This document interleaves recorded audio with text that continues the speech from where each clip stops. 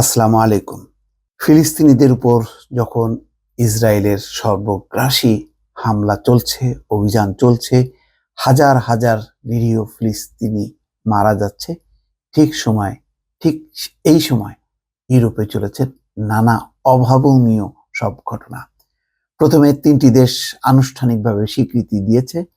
এখন ফিলিস্তিনকে স্বীকৃতি দেওয়ার ঘোষণা দিল স্লোভেনিয়ার প্রধানমন্ত্রী। দর্শক চিন্তা করেন, স্লোভেনিয়ার মতন একটি দেশ, ছোট্ট একটি দেশ, সেই দেশও এখন ফিলিস্তিনিদের পক্ষে এসে দাঁড়ালো।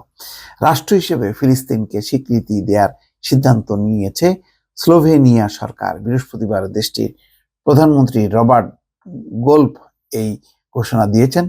স্লোভেনিয়া সরকারের এই পদক্ষেপের দিন কয়েক আগেই ফিলিস্তিনকে স্বীকৃতি দিয়েছে ইউরোপের ৩ দেশ, স্পেন, নরওয়ে ও আয়ারল্যান্ড।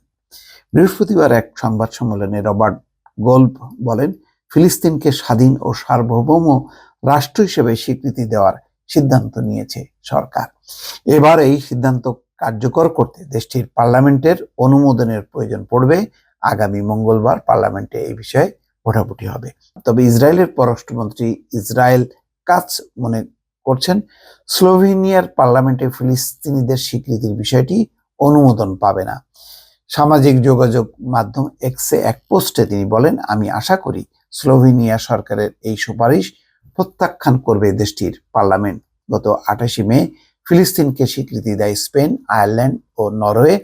ইউরোপীয় ইউনিয়নের 27 সদস্য দেশের মধ্যে সুইডেন, সাইপ্রাস, হাঙ্গেরি, চেক প্রজাতন্ত্র, পোল্যান্ড, স্লোভাকিয়া ও বুলগেরিয়া আগেই এই স্বীকৃতি দিয়েছে।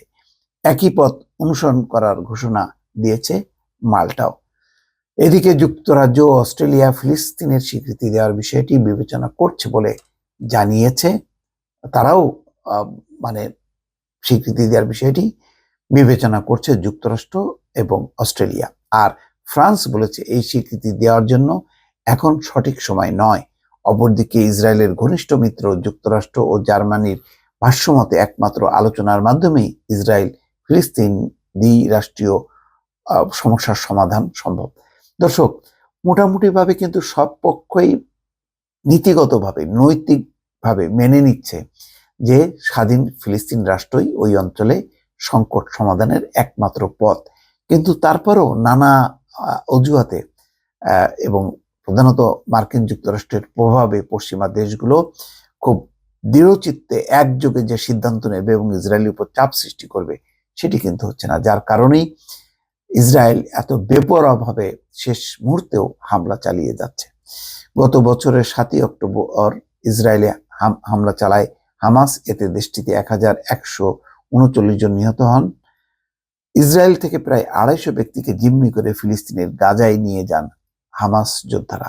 সেদিন থেকে এই উপত্যকাটিতে নির্বিচার হামলা চালিয়ে যাচ্ছে ইসরায়েলি বাহিনী।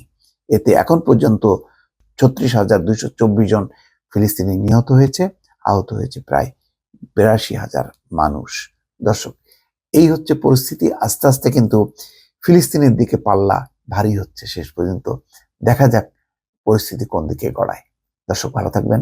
আল্লাহ হাফেজ।